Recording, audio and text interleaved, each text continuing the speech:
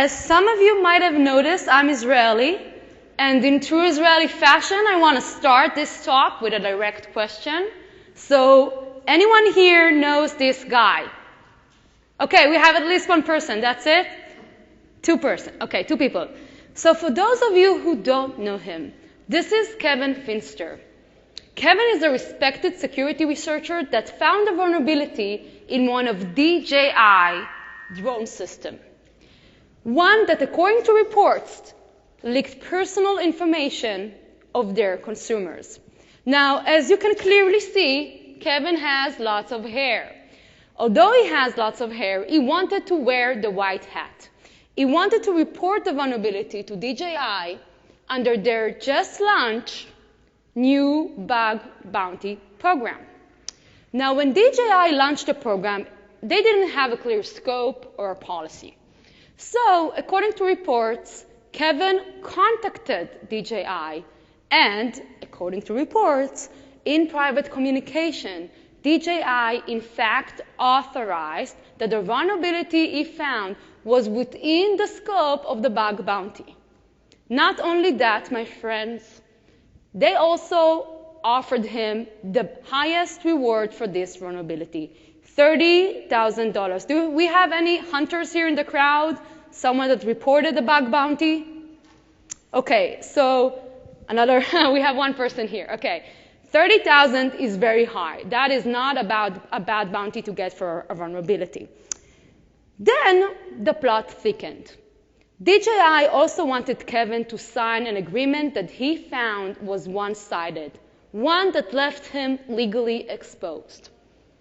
When Kevin refused to sign the agreement, according to reports, they threatened him with legal action under the notorious Computer Fraud and Abuse Act. How does this story end? Kevin ended up walking away from a $30,000 approved bounty. That's right, my friends. That's a new Tesla right there. Let's take a moment to appreciate Kevin lost. Now, there are different stories, angles to this story, and you can go online and read the different comments, but I'm here today to tell you why I think all of this, or at least some of this, could have been solved if we had clear safe harbors for security researchers and bug hunters involved in bug bounties. My name is Amit Elazari. I'm a doctoral law candidate at Berkeley Law and a CLTC grantee, and I'm going to share with you what we, all of us right here, can do to make sure that stories like this don't happen again. Because this is, ladies and gentlemen, a wake-up call.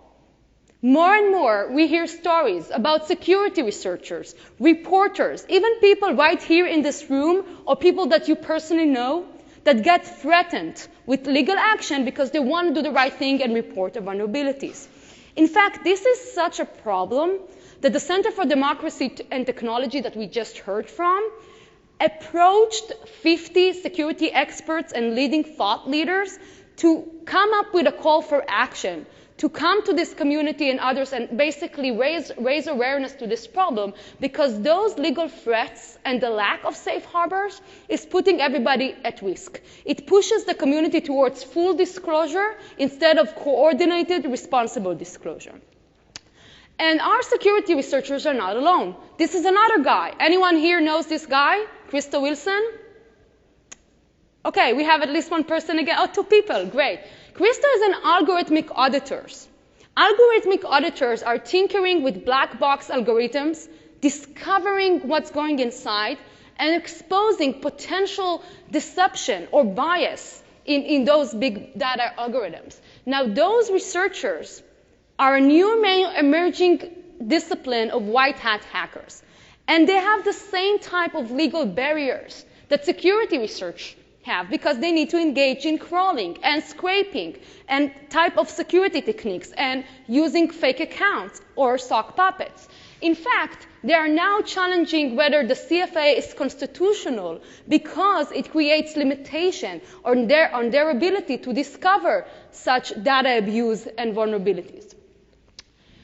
And this is paradoxical because although we have this in the background, the growing legal threat, we also know there are breaches that are continuing to evolve between the security community, the hacker communities, and regulators. We have Congress people coming to DEF CON to learn about security vulnerabilities and see what can we do together to make the world safer for consumers. We have groups like I'm the Cavalieri doing amazing policy and regulatory work in collaboration with those policy people and regulators. We have the DEF CON voting machine hacking village showcasing vulnerabilities in the very fundamental pillars of our democracy.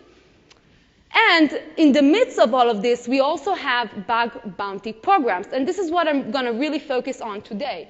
So who here in this crowd heard about a bug bounty program, understands what a bug bounty program is?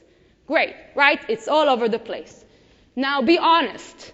Who here has ever participated in a bug bounty or have read something that looks like this? So the policy of a bug bounty or a vulnerability disclosure program.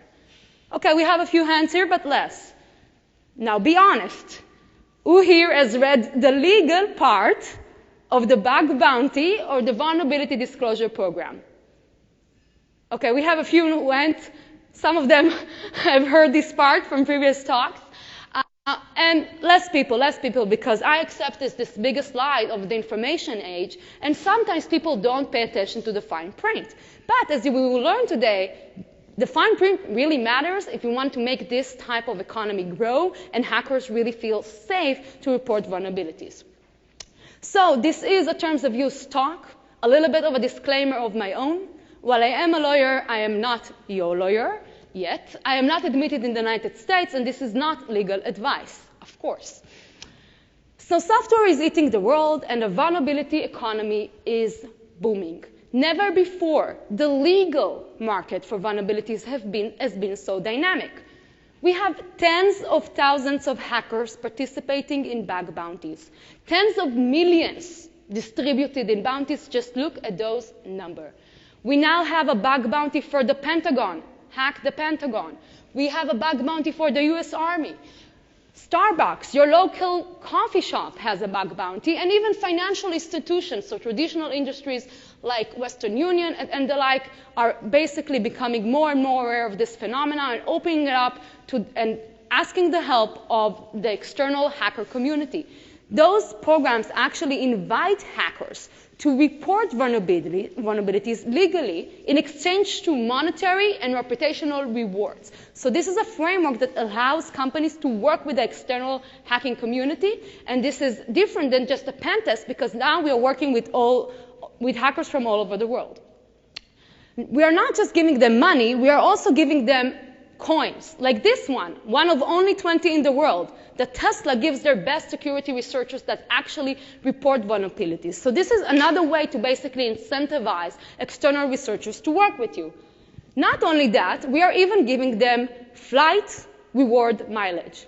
So this great hacker discovered a vulnerability on the United website, and they gave him 1 million miles for that. If you're wondering why we have one here and this number here, it's because they have never distributed 1 million miles. So the system, which is very secure, couldn't handle it, and they had to do it in 2 times. So this is great, and it has a lot of value, and it's because of this phenomena we also see stuff like this. So this young high school student, his name is Jack. Although he's only 18, he already participated in 3 of Hack the Pentagon, Hack the Government programs. Here are his coins. And he is basically attesting to the very important nature of bug bounties, enabling hackers to come forward with their discovery instead of, in his words, hiding it. So we see here a very important component, which is the fact that bug bounties are allowing people for the first time from all over the world to participate legally, and legally basically take advantage of their skill sets and get paid. So not only that, they also enable HR opportunities. So if you're looking to hire this talented hacker, you're in low luck because he spent his summer with the Pentagon. So he is now working with the Pentagon and starting, by the way, to pursue his CS degree with Stanford. So bottom line, bug bounties could be great, but if they're done not properly, they also could go terribly wrong. They could have tons of value. They can, of course, enable you to find security vulnerabilities more efficiently, depending on where you are at and your maturity of your security life cycle. They can also allow you to engage with the community, and as we will learn, that has a regulatory and legal value, especially as the price tag for data breaches is going high. They could also enable you to hire people, and they have a reputational value. But as we can see here, if you're not doing it properly, if you're not scoping it right, if you're not ready to get the vulnerabilities, they could go wrong. So a part of this basically amazing phenomena is this idea that in 3.5 decades we have seen bug bounties emerging from this marketing gimmick that if you buy a bug, if you find a bug, you will get a bug, to a Senate bill actually proposing to enact a bug bounty in the Department of Homeland Security, so an icon of our establishment. And regulators are also basically coming to learn why this is important. So this slide is actually about vulnerability disclosure program. There is an important note to kind of add here. A vulnerability disclosure program is a channel of communication with external hackers, with external researchers, but you are not paying them. You're not incentivizing them with money. So it's different than a bug bounty. But regulators are starting to more and more understand the tremendous value from working with the community. So all of these different organizations are now recommending that you have a program in place. And we were going to learn about the DOJ framework for vulnerability disclosure programs. But even more surprising, and this is relatively new from June this year, the FTC, the main regulator for consumer-facing products, is now saying that not having a channel of communication and adequate process to receive vulnerabilities from people like you, external researchers and the hackers community, is unreasonable and might be actionable under the FTC Act. So this is very big news. It's going to cause the adoption of more VDPs. Again, I'm putting aside bug bounties where you actually pay hackers, and I'm distinguishing them from a VDP, which is a channel of communication. But this means we're going to see more and more of that legal language and policy. And this is why it's so important right now to understand how we should basically create terms in those policies that are actually helping hackers and providing the legal protections they need, because we are now requesting them to come ahead and report their vulnerabilities and basically provide organizations with evidence under the law. And because of this movement, this is also some good news. The state of Delaware, first state to announce just a month ago a vulnerability disclosure program. So for those researchers here in the crowd that want to find vulnerabilities on the state of Delaware infrastructure, you do have now an avenue to report a channel of communication. Okay, so this is great. This is amazing. I do agree with my sister that hackers are a very important part of the internet immune system. I think it's a great shift on how we look at hackers. But the question remains, why are we still attacking them instead of helping hackers to help us? And to answer that question, we need to take a very good look at the fine print, at the contracts that we often don't read, as we just established. Why? Because we need to think about who dictates the rules of the game when it comes to this booming economy of bug bounties and vulnerability disclosure program. In the end, these are take it or leave it contracts. The hacker, the individual researcher, doesn't have negotiation power. Those contracts are drafted by the lawyers of the platforms, which help facilitate the connection between the hackers and companies, and by the companies themselves. Those lawyers are not programmed to protect the legal interest of that individual researcher. So as a community, as a whole, we need to start asking ourselves, are we really protecting that individual researcher, considering this is a very risky legal business? And what's going around here? So I went and I conducted the first comprehensive legal research on bug bounties. I read hundreds of terms. And what I found was pretty surprising, considering the fact these are bug bounties that are supposed to be legal. Companies often put hackers at risk, shifting the legal liability under the criminal law and civil liability instead of clearly authorizing access and creating a safe harbor. While some companies will say they will not pursue legal action against hackers that follow the scope of the program, almost none of them explicitly authorize access under the relevant laws. So what can you expect when you take a look at those contracts? Often you will see this language. You agree to comply with all laws here on Mars in your jurisdiction. Our individual hacker, our security researcher needs to be a legal expert and comply with all laws, right? But the companies are not actually authorizing access and enabling those researchers to comply with the law. I will explain how we can do that. Sometimes we see even more severe cases. Cases in which the company, in the bug bounty policy, will tell the hacker that he or her needs to comply with the end user license agreement. How many here have ever read an end user license agreement? Newsflash. All of them include severe, broad, anti-hacking language. And I actually went and I read the terms. The same terms that are referenced specifically in the bug bounty policy would say you should not attempt to get unauthorized access. You are not allowed to do spoofing or hacking or reverse engineering or decompiling, and the list goes on and on. This creates de facto civil and criminal liability in some places in the United States for the hacker. It's just paradoxical. It doesn't make sense. Or in even more extreme cases, why not just say in the bug bounty policy that you are not allowed to test the system or penetrate the system? Why not just say it? It makes sense to say it in a bug bounty policy. Okay. We have some various other problems like this one. So Microsoft, do we have someone that reported a vulnerability to Microsoft here in the room? Ooh, 2 people, great, okay. Microsoft, very successful bug bounty, great people, great company.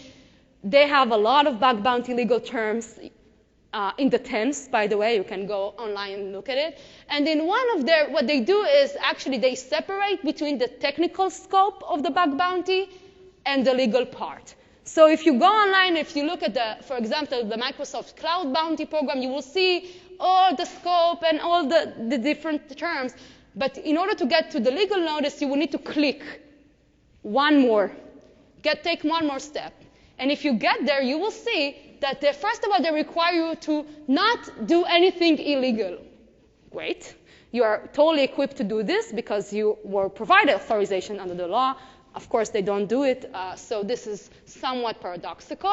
But also, they have limitation of liability and binding arbitration and waiver of class action, as if our hackers are going to unite and together create a class action against the Microsoft bug bounty. So the point is, there is a lot of legalese behind those programs, and often it's more protective for the program than the hacker. And we have a very interesting scenario. Tesla, I love the Tesla Red Team. I love Tesla as a company when it comes to bug bounties. I have a really cool announcement for all of you soon in 5 minutes. But they do have this language suggesting that they reserve the right to forward the details of the report to a third party. This means that they are now holding proof of concept of your vulnerability, in other words, evidence under the CFAA and the DMCA. And if your vulnerability is affecting third party and they're reserving the right and they don't have protection in place, that could put you at risk. Now, Tesla specifically have assured me they do have protection at place, but this type of language we should be aware of. Okay, bottom line, after reading hundreds of terms, while the technical scope, all the different limitations on what you should test is often getting the focus and is very clear, when it comes to the legal scope, it's either lacking, ignored, or insufficient. 2019, the bug bounty economy is booming, but standardization, safe harbors, is still the exception. It's not the standard. So we still have a problem there.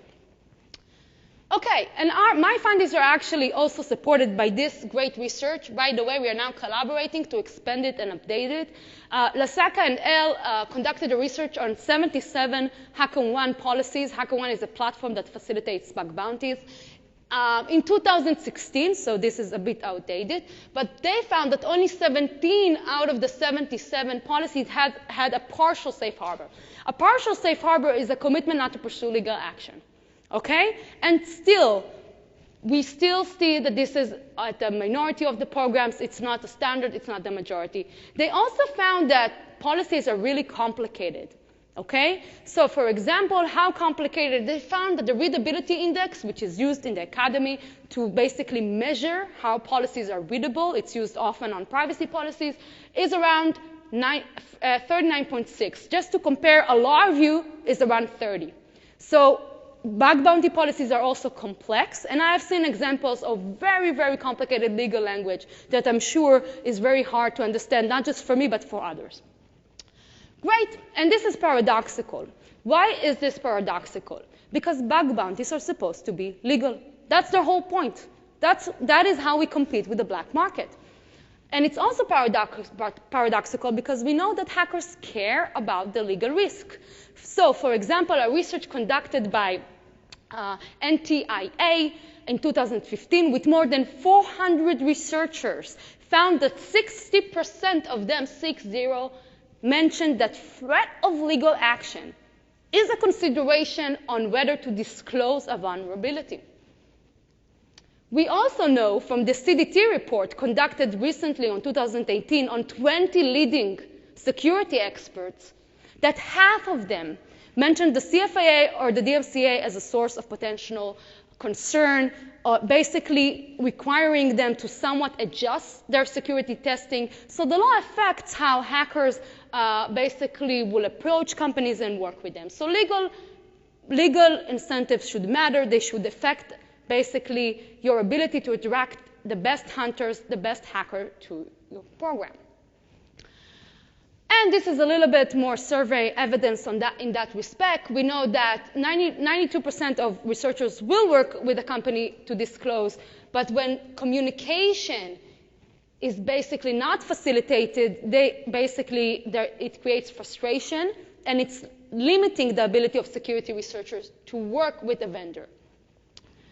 Okay, now it's time to basically think about what we can do to solve the problem. You heard a lot about the problem. And in order to solve the problem, we need to first take a deep dive into the US anti-hacking law landscape. I will thereafter add a note with respect to international law, with respect to the European landscape, but bear with me. We have basically a bunch of main anti-hacking law on the federal law level in the United States. So who here heard about the CFAA? Great. The CFAA, the best law of the internet. No, of course, I'm kidding. The CFAA, the Computer Fraud and Abuse Act, basically criminalizes and creates civil liability for intentionally accessing a protected computer and obtaining information without authorization or in a manner which exceeds authorization. The DMCA, who here heard about the DMCA? We have some hands in the crowd. The DMCA, an amendment to the copyright law, also prohibits circumvention of technological measures that effectively control the access to the code as copyright-protected work. Now, we do have a temporary good faith security research exemption, now pending renewal. Hopefully, it will be renewed with less limitations. But that exemption also requires that you will comply with the CFAA and with any other applicable law. Right now, we will see if that will be removed. So the contract terms that are drafted by private parties are actually affecting this whole landscape. Because, as you heard, authorization is the key word. And if the contract is drafted in a way that pushes you to go beyond authorization or is not specifically authorizing access under the relevant law, it undermines this whole construction. Okay, and what's going around in Europe? Do we have any European researchers here in the room? A bunch of them? Yay! So, okay. Europe, unfortunately, the landscape is not as promising. This report recently published by CEPS task force basically showcased that there also the landscape is murky. Instead of using the word authorization, there we are using the word the word, do you have a right to access the computer? But in a nutshell, it's the same concept of authorization and consent. All of this will come into play with GDPR, because GDPR basically, the definition of a data breach under the GDPR, and if you take a look at the Article 21 report on this issue, you will see that as well, is focusing on whether the access to the information was authorized or unauthorized. So it remains to be seen whether in a private bug bounty, for example, which is not a contract which is open to the world, but a form of a crowdsourced pen test that is open to 50 hackers, approved hackers, and invite only, we will be able to basically authorize access in the same way that we authorize in pen testing, thereby creating a situation that we will not need to report every out-of-scope bug bounty incident or report. Okay, there is another important insight to kind of remember here, which is, as I mentioned, there is a relationship between the different players that are involved in this field. There is basically what we call an agency problem, where the legal interests of the individual hackers, the companies that are drafting the terms, and the platforms that are also controlling an additional set of terms are not aligned. In the background, we also have a third parties. So for example, in a lot of products, you're going to have bundled in your product components that are in the legal control of a third party, your vendor. And their legal interest and whether they authorize access is also affecting whatever is going around in your bug bounty. It's affecting your ability to authorize access to the crowd, and it's also affecting the scope. So we have a bunch of legal interests coming into play here. And the bottom line is, if we want to include more protection for hackers, for security researchers, all of us as a community will need to push this conversation forward, because our individual hacker doesn't have negotiation power. This is why I'm working so hard with the community, with people from industry, to make Safe Harbor the standards, because I recognize that the individual hacker cannot negotiate the language of these take-it-or-leave-it contracts. And if our rules are basically not allowing hackers to do what we ask them to do to help us to find vulnerabilities, then we need to change the rules. Now, some very good news on this respect. The Department of Justice, so the people that are in charge with harmonizing the CFAA, last year published a framework on how we should basically address vulnerability disclosure programs. How should we draft bug bounty policies? And this framework is key to whoever is even thinking about a vulnerability disclosure program or a bug bounty. And it has a lot of different considerations. Among them, you need to describe what is clearly authorized and unauthorized in clear language. What are the techniques that you're allowing, etc. Where do you draw the line in order to basically make sure that your users are not at risk? If the hacker is coming in the course of testing, is basically exposed to users' data mistakenly, what should the hacker do? All of these considerations are coming into play and are described in the DOJ framework for vulnerability disclosure. They also have language with respect to safe harbor. So it's not just me saying that this could create potential risk. It's this agency that has a lot of experience with the CFAA, and although it's a recommendation and it's not binding, they suggest that you indeed need to authorize access. Now, because they deal with the CFAA, they don't mention the DMCA in the framework, but as you will see, the same type of safe harbor could be created also for the DMCA or even state anti-hacking laws. Okay, now they also clarify that you shouldn't bundle and include in the scope, your technical scope of the bug bounty program or vulnerability disclosure program, third-party interests. Because first of all, you need to actually go and check if you have the legal ability to even put those type of components in your scope. They also suggest that you need to set expectation with respect to what is an educate proof of concept that demonstrates the impact of the bug, but doesn't cross the line. Okay. So we see a lot of different considerations on how you should draft or not draft a bug bounty policy. In a nutshell, remove those references to the EULA or solve them with a clause. I will basically show right here one of those clauses. You need to simplify the disclosures and not create hyperlinks to different contracts. No one is going to read them. If you want someone to read them, you should put them in one place and simplify the language for the hacker. You need also not just to say that hackers need to comply with the law. If you're not giving them the safe harbor, they need to do it. And you should try to clarify as much as possible all the technical scope and also what is the proof of concept that you are requiring. So I put here together some recommendations, and I'm going to basically focus on one very important one, which is the safe harbor. As I mentioned, safe harbors are key in order to make sure that this economy will be sustainable and we don't see more legal threats.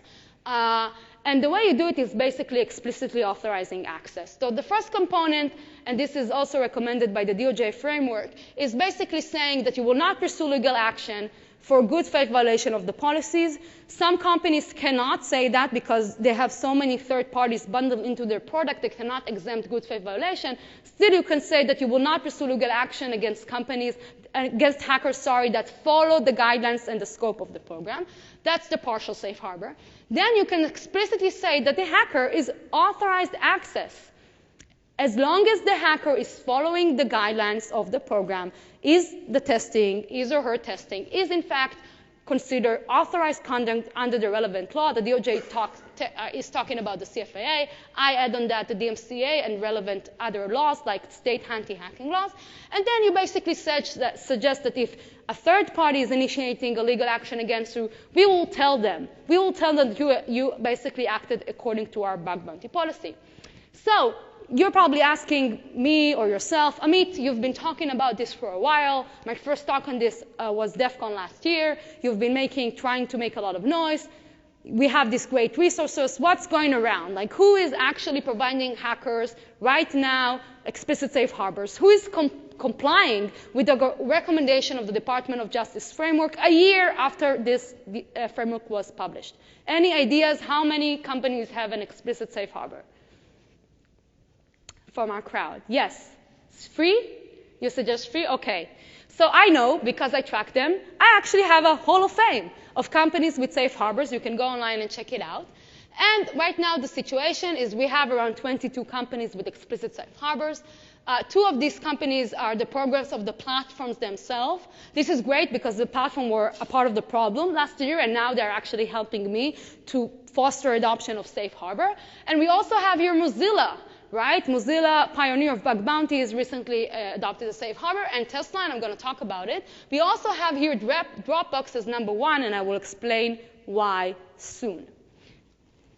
Great. So what can we do to foster more adoption? Because these are 22 companies out of hundreds or even thousands of companies that are now adopting a bug bounty or a vulnerability disclosure program. Standardization, my friends, is the answer. We need to create a standard, basically like an open source or Creative Commons language that is accessible to all, a benchmark for the industry that everybody can adopt. This will allow the industry basically to, as I mentioned, create a benchmark, but most importantly, it will signal to hackers.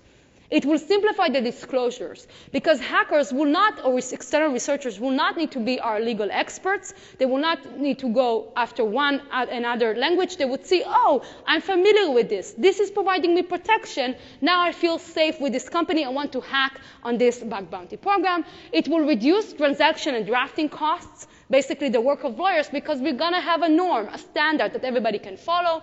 And it will create a reputational system where actually it will matter if you have a term with a safe harbor or not. Right now, the situation, according to the data we have, is that legal safe harbor is not something that hackers are still considering when they think about whether to hack on a certain program or not. This means that the terms are not competitive, that there is no competition in the market over the quality of the terms. We are now basically reproducing that data set with information for 2018 with the help of Lazaka, Mingi, and his fellow co-authors to see what's the real effect. But until then, without standardization of the landscape, hackers have no real way to influence this. They cannot vote in their feet or in their fingers, if you will, unless we standardize this landscape. And I tried to work on it. And last year, I actually launched something called Legal Bug Bounty. Legal Bug Bounty is a repository of contractual terms, safe harbor, but not only that, also other aspects of basically related to the legalese of bug bounties with the help of Ed Overflow. Anyone here know Ed? No one? Oh, we have one person. Okay. Ed is a bug hunter.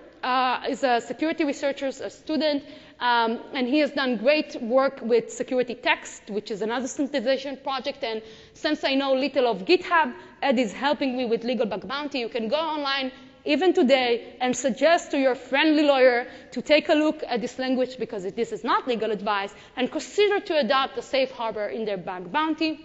We also have their language that solves this EULA conflict. So as you've seen, companies want to subject hackers to the EULA, and it does make sense. But they need to basically carve out the anti-hacking language, and there is a way to do it. So we have language there with respect to that.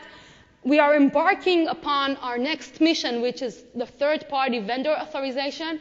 So we are now basically working on creating also B2B model language, because a big part of the legal problem when it comes to bug bounties is not just in the contract between the company itself and the hacker, but in the background with respect to the vendors that don't have a bug bounty or a vulnerability disclosure program, and the hacker finds vulnerabilities that are affecting those vendors. So we're going to standardize that landscape and basically also create language where a company can say to the researcher, listen, we will not share your report unless we obtain the sufficient waiver from legal liability and apply protections for you. And this is very cool. I talked about the need to clarify proof of concept. With the help of Ed, we created this table that for each vulnerability, you actually explain what type of report you want to see, where does the line is basically drawn. And this is, of course, just a benchmark, but it does help to clarify ambiguity around proof of concept. Great. And now I have actually the help of platforms. So we also launched together with Background this project called Disclose.io. It's also a standardization project. You can find actually safe harbor language, a language with respect to other aspects of bug bounties and BDPs. And I encourage you to take a look. And I want to end with a positive note. So remember Kevin? When we started, no one knew him, except a few people. Kevin, our guy, if you remember, he was threatened by DJI, according to reports. Guess what? Now DJI, the day after he reported this on Twitter, they adopted the broadest safe harbor in the industry. Now in the bug bounty policy, they say that you are authorized access under the CFAA and the DMCA, and they will not pursue legal action against you. Keeper Security, anyone heard about this? So this company, Keeper Security, actually filed a suit against a reporter for disclosing details around a vulnerability that was found by an external researcher on their product. And not only they withdraw the suit, luckily, now they actually have a bug bounty with Background, and they have an explicit safe harbor. They're taking basically a commitment not to pursue legal action because they understand that after pulling something like this, they will need to tie their hands and show the community some concrete measures that they are taking to make sure that this will not ever happen again. But not only bad news, we also have good players adopting safe harbor. March this year, Dropbox were the first company to kind of take the lead and change their bug bounty policy. By doing so, they revolutionized all the conversation. For 6 months, I've been talking about this issue, and no one has done nothing until Dropbox came with this change. So I really salute them for that. They adopted an explicit safe harbor with an exemption from good faith violation of the policy and a DMCA safe harbor. And they got this lovely coin for me, the Legal Bug Bounty coin. And hackers are actually taking note of that, suggesting that because of that basically move, they will now go and hack on this program and report valuable vulnerabilities. So we are seeing the community basically reacting to that. And while I can't say I had absolutely nothing to do with that, I can say that I'm very proud of them, and I can say I think it says a lot about how much they care about the community. In fact, I thank them in my full law report, law review on this subject, in the only way we law scholars can react, which is in very long footnotes. I don't know who here in the crowd has ever read a law review, but we do have very long footnotes with a lot of text, and forever this will be documented in my law review. And another company that has adopted a safe harbor and announced that just last week at DEF CON. In fact, that's the reason why I have this coin, because they gave it to me after I suggested they should adopt safe harbor, and they actually did it. Elon Musk here basically announced that they are changing their bug bounty policy. They're adopting a safe harbor. And even more, they are taking it a step farther. Tesla did something unprecedented in the bug bounty industry as a whole. They actually not only added a safe harbor from the CFAA and the DMCA, they now say that if you tested your Tesla, that all of us, of course, own, but if you have a Tesla and you tested it in accordance with the bug bounty program, and something happened, because security testing is also always not, something actually may happen, they will fix your car for free. So basically, they waive the limitation from the warranty for the purpose of the bug bounty. This is unprecedented to my knowledge, and it's a very important move when it comes to external security testing of very expensive products like medical devices and cars. So really kind of giving them a real shout out on this endeavor. Okay, so basically my message here for you guys, the bug bounty economy is just going to grow. VDP is on the rise. You personally might be involved in something which relates to that. Some of you work in companies that have a bug bounty. Carry this message, because the individual hackers need our help.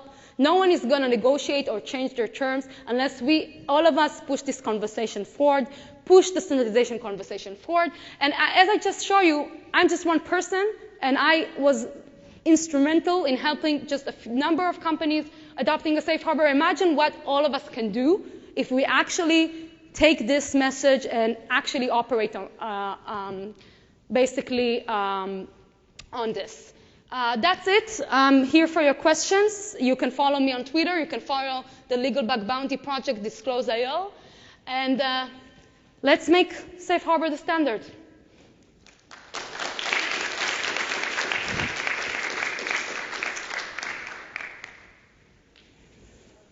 Great talk, and I appreciate all the efforts you put in. Excellent. Please ask your questions and introduce yourself before. Hi, my name is Brian. I'm at Upside. First of all, thanks a lot for your work. I think this is really important work. I appreciate that, all your efforts. My question, do you have any idea or any feel for why so many organizations still have not adopted an explicit safe harbor? Mm-hmm. So thank you for this question. It's the second time I'm getting that question. So it's twofold. I think it's related to either ignorance or lack of awareness. Until last year, the conception was that legal threats in a bug bounty are not a problem. Actually, the first question I got at DEF CON last year was, well, Amit, it's all nice and great, but have you heard about someone getting threats in a bug bounty? Then last DEF CON I said no, but don't wait for it, the address is on the wall. A few months later in November we heard about Kevin. I know there are many other stories that are not going public. So one problem is that corporations don't really perceive that as a real threat, but those corporations are often Silicon Valley giants that are kind of taking the lead and work with the community. The problem is that we have new adopters joining this industry with not as informed legal departments, not as open-minded, and whoever is basically shaping how this industry works, the big Silicon Valley giants, need to take the lead in solving the problem, not because they will personally pursue legal action against researchers. I'm not afraid of that, but because whatever they're doing, others are copy-pasting the language and following the lead. So I think the main issue is either lack of awareness, and because lawyers are geared towards protecting their own interests. And another issue is the third-party authorization problem I just mentioned, because if you don't do careful scoping, if you don't know what's going around in your own product, what you own, you can't really authorize access without getting the approval from all your vendors. So that is also a barrier. Thank you.